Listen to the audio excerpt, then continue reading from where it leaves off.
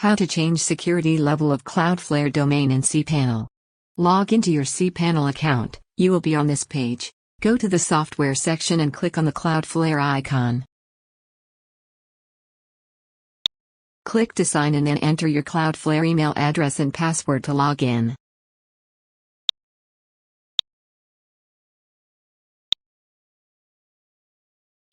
Click on the Settings menu. Currently, the medium level of security is selected.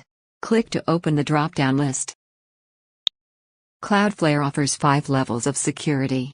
The first level essentially challenges IP addresses with the worst reputation. The second one is low level, which challenges the most threatening visitors. Medium level challenges both moderate threat visitors and the most threatening visitors. The high security level challenges all the visitors that have been exhibiting threatening behavior in the last 14 days. The fifth level, under attack, is used if the website is under a DDoS attack. Just click to select any level of security you wish to have for your website. Thank you for watching.